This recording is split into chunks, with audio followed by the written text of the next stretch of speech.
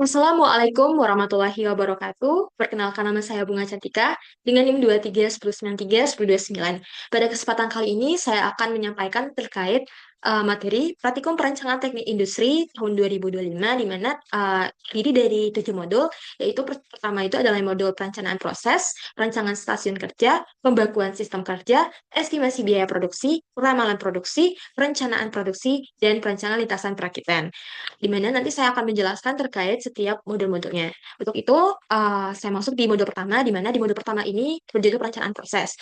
Untuk itu, yang pertama itu adanya modul ini kita membahas terkait alat-alat di mana untuk perencanaan proses produksi. Itu pertama itu adanya struktur produk. Di struktur produk ini kita tuh itu digunakan untuk menggambarkan langkah-langkah dari produk dari bahan baku menuju produk akhir. Di mana itu kita bisa merincikan komponen-komponen yang dibutuhkan untuk menghasilkan suatu produk. Di sini dapat ditampilkan struktur produk dari CLTA dan CLTB yang merupakan produk dari praktikum ini. Kemudian selanjutnya di part list. Di part list ini digunakan untuk melihat komponen-komponen dari si CLTA dan CLTB. Bedanya itu di sini tuh kita bisa melihat jumlah-jumlahnya dan jenis materialnya apa dan kemudian jenis komponen di mana di sini ada bulk out dan juga manufacturing. Di mana kalau bulk out itu yang sudah kita bisa beli dari luar, sedangkan manufacturing kita bisa buat dari perusahaan kita sendiri. Soalnya itu ada assembly chart. Assembly chart itu itu menggambarkan susunan komponen penyusun dari suatu produk. Ini di mana nantinya itu mempermudahkan bagi si operator maksudnya itu bagi pekerja perakitan di mana itu bagaimana merakit dari komponen-komponen tadi. Jadi ini seperti uh, untuk mendukung peningkatan praktik kerja dari si pekerja perakitan. Selanjutnya itu adanya gambar teknik. Gambar teknik ini merupakan bahasa dari universal di mana untuk menyajikan bentuk grafis dari si dari komponen tadi. Di sini untuk praktikum ini kami menggunakan gambar teknik itu adalah untuk si manufacturing item, di mana di sini dapat dilihat gambar tekniknya. Selanjutnya itu ada routing sheet. Routing sheet ini digunakan untuk sebagai berisi urutan kegiatan lembar kerja, di mana itu untuk membuat dari suatu produk. Di sini kita bisa melihat adanya dari kegiatan perakitan-perakitan yang dilakukan dan ada juga itu terkait dengan pembuatan dari komponen manufacturing. Di sini kita juga bisa melakukan perhitungan presentasi scrap, di mana jumlah produk gagal dibagi jumlah produk dibuat dikali 100%. Kemudian di sini ada operasional proses chart, itu adalah OPC, di mana di sini kita akan melihat bagaimana tahapan dari yang dilalui dari bahan baku menuju uh, pemeriksaan. Di sini tidak hanya komponen-komponen saja yang dibentuk menjadi sampai menjadi produk. Di sini tuh kita bisa melihat tahapan-tahapannya dan kita bisa melihat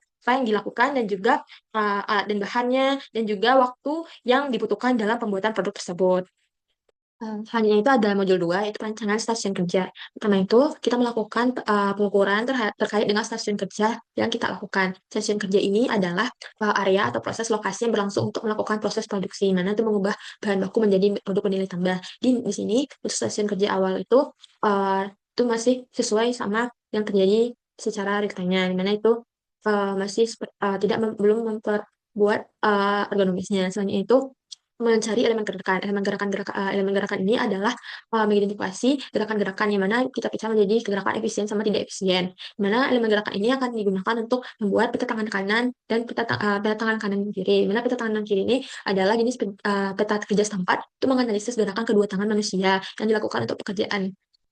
Setelah kita mengetahui waktu yang ada dan perbandingan dari kerja dari waktu tangan kanan, nanti dilakukan perbaikan dari stasiun kerjanya, di mana pertama itu kita menggunakan mencari data antropometri yang mana digunakan untuk membuat stasiun kerja baru yang lebih ergonomis. Data antropometri ini mempelajari terkait dimensi tubuh manusia. Di stasiun kerja baru ini dirancang sesuai dengan kenyamanan bagi operator dalam melakukan perakitan dan kegiatan stasiun kerja lainnya. Dan setelah itu untuk membantu proses perakitan dirancang alat bantu yang lebih ergonomis untuk sejalan dengan NAC. Kemudian setelah kita melakukan perancangan stasiun kerja baru, kita mulai lagi melakukan perbaikan pada tangan kiri dan tangan kanan, dimana kita menghindari terkait dengan elemen kerja yang tidak efektif, sehingga adanya perbedaan nantinya di SK baru dan SK lama dari perubahan kita lakukan. Tujuannya ini kita merancang stasiun kerja baru yang lebih optimal untuk produktivitas dan kenyamanan si operator.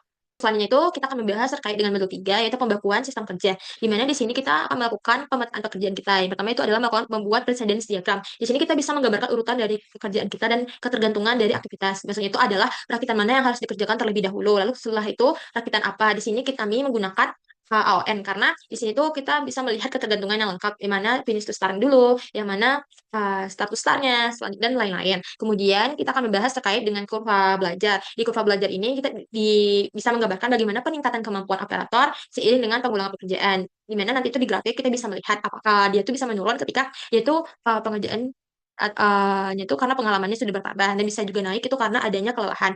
Selanjutnya itu untuk setelah kita mendapatkan data dari kurva belajar, itu kita melakukan uji kecukupan data. Di uji kecukupan data ini, itu memastikan apakah data yang kita dapatkan itu cukup untuk mewakili populasi pekerjaan kita. Di mana ini berikut ini adalah rumusnya, yang mana hasilnya itu nanti apabila n aksen itu kecil dari n, maka itu data cukup, sedangkan sebaliknya data itu tidak cukup.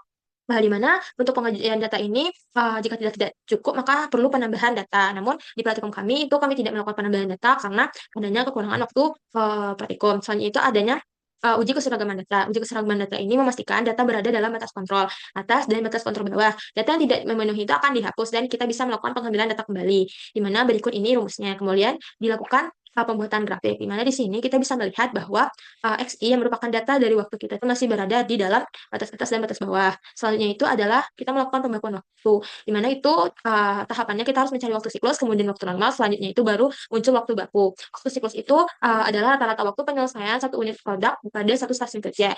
Berikut rumusnya, di mana itu merupakan rata-rata waktu. Kemudian selanjutnya itu kita mencari waktu normal. Waktu normal itu adalah waktu siklus yang disesuaikan dengan performa operator. Untuk mengetahui performa operator, apakah dia bekerja lebih cepat, apakah dia lebih lambat, apakah dia normal, itu kita bisa menggunakan penyesuaian. Penyesuaian P ini adalah kita bisa melihat itu, di mana ada metodenya itu adalah Stumart, Westinghouse, sama objektif. Di Stumart itu kita bisa melihat ada berdasarkan kelas dari supervise sampai per. Terus Westinghouse, di Westinghouse itu ada 4 faktor, kemudian di objektif juga 4 faktor. Di mana di sini tuh faktor-faktornya juga berbeda dari Westinghouse sama objektif. Mana hasil dari penyesuaian ini akan dikalikan dengan waktu normal. Nanti akan dipilih itu dengan penyesuaian yang paling kecil. Kemudian itu adalah waktu baku. Waktu baku itu waktu standar bagi pekerja rata-rata untuk menyelesaikan pekerjaan dengan wajar. Maksud dengan pekerjaan dengan wajar ini, kita memberikan kelonggaran bagi si pekerjanya. Kelonggaran ini dapat dilihat sebagai berikut. Allowance atau kelonggaran itu merupakan waktu tambahan tadi yang saya bilang. Apabila itu bisa memperhatikan kebutuhan pribadi, pemulihan kelelahan, dan hambatan yang tidak dihindarkan selama bekerja untuk para pekerja. Jadi di sini maka akan kita temukan waktu bakunya. Kemudian dilakukan rekapan, dan dapat kita lihat dari rekapan waktu itu adalah yang terpilih itu adalah Westinghouse karena dia yang paling kecil. Dan juga itu melihatkan bahwa dia itu merupakan yang paling bagus karena itu bisa menyeluruh melalui evaluasi per faktor baik keterampilan, usaha, kondisi kerja maupun konsistensi, sehingga dia melakukan estimasi waktu normal itu lebih baik daripada metode lainnya. Masuk ke modul 4 yaitu estimasi biaya produksi. Di estimasi biaya produksi ini kita membahas terkait dengan biaya-biaya yang ada dalam produksi kita. Pertama itu kita mengidentifikasi biaya, di mana ini berfungsi untuk mengklasifikasi berbagai jenis pengeluaran operasional dalam perusahaan kita. Bisa dilihat itu ada biaya-biaya hubungannya dengan produk, volume produksi, departemen produksi, dan periode akuntansi. Kemudian itu selanjutnya itu kita melakukan pengupahan, di mana metode pengupahan itu terdiri dari 4, di mana ranking sederhana, klasifikasi, perbandingan faktor, dan sistem angka yang sesuai dengan Undang-Undang Nomor 13 Tahun 2023. Kalau ranking sederhana itu mengurutkan jabatan dari tertinggi hingga jabatan terendah. Kemudian untuk klasifikasi itu mengelompokkan jabatan itu berdasarkan dengan tingkatan yang telah ditetapkan sebelumnya, kayak ada standar-standar dan ada step tingkatannya. Selanjutnya itu kalau perbandingan faktor itu kita membandingkannya berdasarkan faktor-faktor seperti keterampilan, usaha, tanggung jawab, dan kondisi kerja. Kalau sistem angka itu tuh memberikan nilai sistem total berupa poin untuk mencerminkan bagaimana jabatan tersebut. Selanjutnya itu nanti akan dipilih yang lebih baik, di mana itu yang paling baik itu adalah sistem angka. Kemudian selanjutnya itu tunjangan dan imbalan. Untuk tunjangan dan imbalan ini kita memanfaatkan tambahan di luar gaji pokok, di mana itu sesuai dengan pasal 94 Undang-Undang Tenaga Kerjaan, di mana itu harus 25% dari gaji. Di sini ada bisa dibagi menjadi kesehatan, ketenaga kerjaan, transportasi, makanan. Lalu untuk gaji itu kok di mana itu upah ditambah imbalan. Lalunya kita melakukan klasifikasi biaya, di mana ada 7 biaya, di mana ada biaya bahan baku, di mana itu ada biaya bahan baku langsung, bulan, dan tidak langsung. Ada biaya tenaga kerja, dan biaya tenaga kerja langsung, dan tenaga kerja tidak langsung. Lalu ada aset, reparasi, penyusutan, administrasi dan umum, lalu biaya penjualan. Selanjutnya itu ada setelah kita mengklasifikasikan biaya, kita nantinya bisa mengetahui BOP dari BOP dari biaya tadi, di mana untuk menentukan BOP ini itu ada tingkatan aktivitas, di mana unit, batch, produk, fasilitas, di mana kita itu melakukan biaya dari overhead pabrik itu ada biaya baku tidak langsung, tenaga kerja tidak langsung, reparasi, administrasi umum, penyusunan listrik. Selanjutnya setelah kita tahu BOP ini Dan kita juga bisa mencari terkait dengan biaya penyusutan, itu penurunan nilai aset tetap selama masa pakainya. Kita menggunakan metode garis lurus, di mana nilai residual itu adalah total harga dibagi dengan umur ekonomis. Untuk nilai penyusutan per tahunnya, total harga dikurang nilai residual per umur ekonomis. Kemudian kita bisa mengklasifikasi biaya-biaya tadi itu, klasifikasi biaya ini kita bisa juga menjadikannya, ada memisahkannya menjadi biaya tetap dan biaya variabel. Kalau biaya tetap tuh tidak dipengaruhi oleh volume produksi, kalau variabel cost dipengaruhi oleh biaya produksi.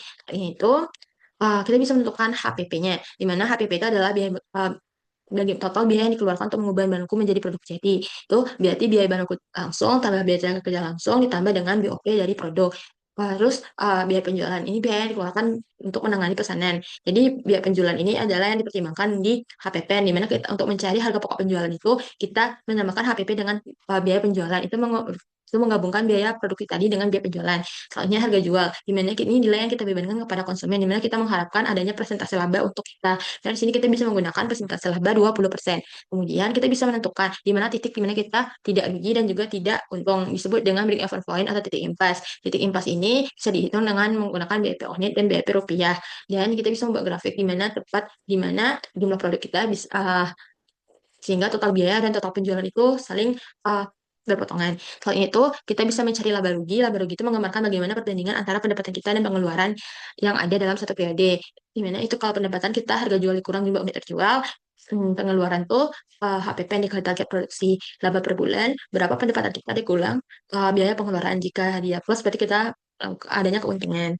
Selanjutnya itu kita akan membahas terkait dengan peramalan produksi. Peramalan produksi ini modulnya digunakan untuk kita melakukan peramalan permintaan untuk perencanaan produksi di modul 6D. Di mana itu tahap pertama itu melakukan agregasi permintaan, di mana data yang dari data agregasi ini kita melakukan penggabungan dua atau lebih data, di mana itu menjadi satu kesatuan, di mana itu adalah kami gunakan itu adalah laba. Kemudian dilakukan plot data, di mana di sini tuh kita bisa melihat data dari agregasi kami, di mana diketahui pola data permintaan itu ada beberapa jenis, ada horizontal, seasonality, siklus, trend. Dan dari data kami ini itu adalah berbentuk trend siklis, di mana itu berbentuk trend karena dia naik, kemudian siklis itu karena dia ada perulangan. Selain itu dilakukan peramalan permintaan. Peramalan permintaan ini dilakukan untuk empat metode, di mana itu untuk membandingkan nantinya, di mana digunakan regresi linear, kuadratis, tren eksponensial, dan juga tren siklis. Selanjutnya itu kita bisa melakukan mencari nilai dari kesalahannya, di mana yang ada itu ada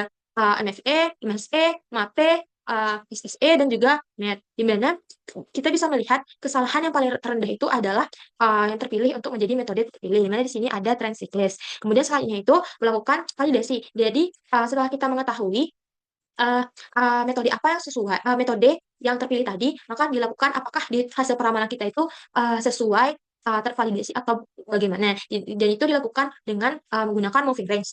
Di mana di sini tuh kita akan menghitung zona-zona yang ada sesuai dengan metode moving range, di mana nantinya itu harus di dalam zona-zona tersebut dan ada ketentuan-ketentuannya. Selanjutnya itu melakukan disegregasi. Disegregasi ini untuk memecahkan kembali agregat itu supaya kita bisa menemukan jadwal produksi yang sesuai.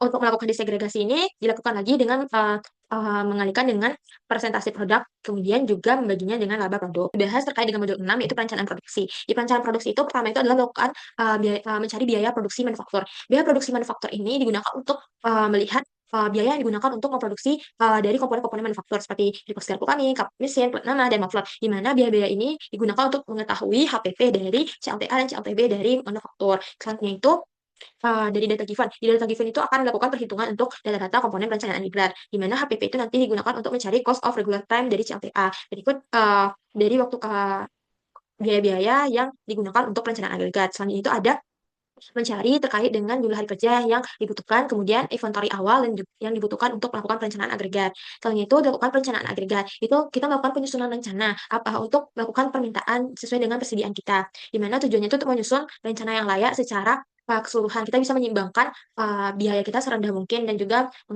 melihat terkait dengan inventory dan juga kapasitas dari kerja kita. Di mana di sini itu ada metode yang digunakan itu adalah metode heuristik, yaitu level strategi, case strategi, dan mix strategi.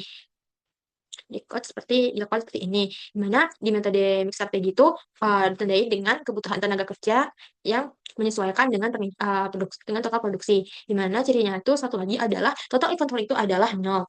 Di sini metode perencanaan agregat yang terpilih itu adalah metode mix strategi, karena itu mempertimbangkan terkait dengan inventory-nya juga, dan juga kita bisa memaksimalkan di perusahaan kita sendiri. Selain itu, dilakukan uh, membuat MPS. MPS ini dibentukkan dari perencanaan agregat tadi. Tujuannya untuk melihat perencanaan dari uh, jumlah-jumlah produk yang mampu diproduksi oleh perusahaan. Berapa banyak waktu yang spesifik dalam periode tertentu. Ini bisa dilihat dari MPS ini. Total produksi.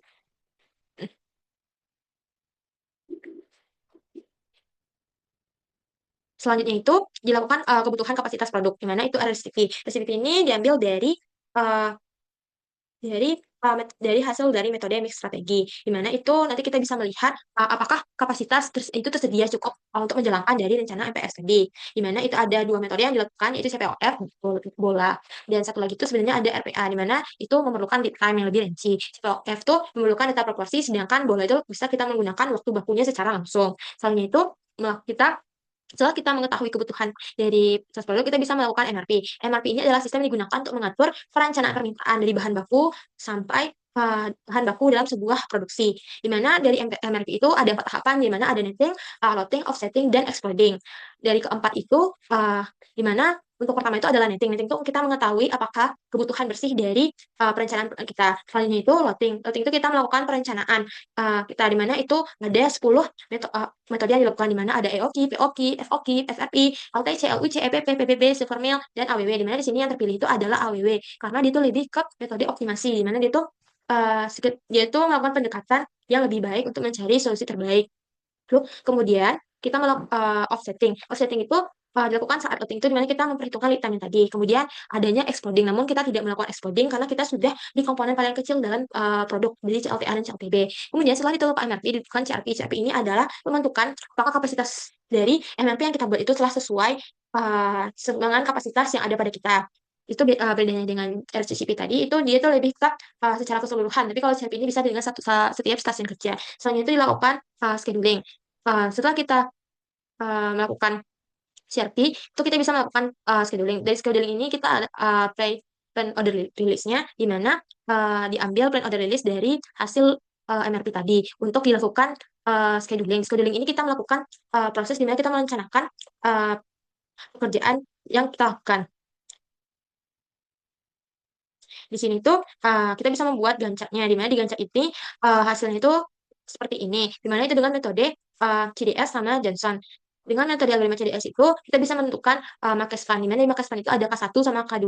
Dari max span K sama dengan 1 K2 itu kita bisa menentukan mana yang paling kecil. Yang paling kecil itu akan terpilih dan kita buat gambarnya seperti berikut ini. Tentang lintasan perakitan dari modul 7. Di mana itu pertama kita harus menentukan kriteria, batasan, dan target dari lintasan perakitan. Kriteria itu digunakan untuk melihat dari lintasan perakitan kita buat, itu terdiri dari efisiensi, balance delay, sama spotting index. Di mana kalau batasannya itu adalah setiap satu elemen kerja itu dapat satu pada stasiun kerja, dan juga adanya mengikuti aturan precedence. Kemudian juga ada kendala cycle frame, di mana itu akan membatasi dari stasiun kerja. Kemudian adanya jumlah stasiun kerja minimum yang telah dihitung sebelumnya. Kemudian target kita itu adalah untuk menyimbangkan dari lintasan perakitan kita, di mana itu supaya memenuhi dari kapasitas produksi dan atau itu juga lebih. Dan juga untuk dari kriteria tadi, efisiensi itu harus lebih mendekati 100%, dan balance delay itu mendekati 0, dan spotting index itu lebih kecil. Kemudian selanjutnya itu ada penentuan stasiun kerja. Penentuan stasiun kerja ini di mana kita itu menentukan jumlah stasiun kerja minimum uh, dari uh, lintasan perakitan kita. Selanjutnya itu melakukan penyimbangan lintasan perakitan. Penyimbangan lintasan perakitan ini kita bisa menentukan metode-metode yang kita gunakan, di mana itu untuk optimasi kita menggunakan linear programming. Selanjutnya itu untuk metode heuristik itu Hilbert, Youngstown, lalu Legage Candidate Rule, lalu rank positive weight, sama Modigliani. Di mana di sini kita membuat alternatifnya itu masing-masing 3. Selanjutnya itu setelah kita membuat penyimbangan lintasan, kita melihat apakah dari alternatif kita itu memenuhi kapasitas produksi atau enggak. Jadi dari kapasitas produksi itu kita menentukan apakah target produksi kita itu sudah dikatakan memenuhi atau melebihi. Selanjutnya itu adanya melakukan rekapan dari land balancing, di mana yang terpilih itu adalah LE yang tertinggi, BD yang terendah, dan SI yang rendah, di mana di sini itu adalah yang terpilih itu adalah linear programming. Kenapa linear programming? Linear programming ini dilakukan dengan menggunakan Lingo. Lingo itu distandarisasi, di mana itu mencari solusi global yang paling optimum dalam perencanaannya, sehingga itu yang dapat terpilih. Jadi, setelah penjelasan dari modul 7 ini, berakhir juga penjelasan dari saya terkait dengan praktikum perencanaan teknik industri modul ini. Mungkin cukup sekian. Terima kasih. Assalamualaikum warahmatullahi wabarakatuh.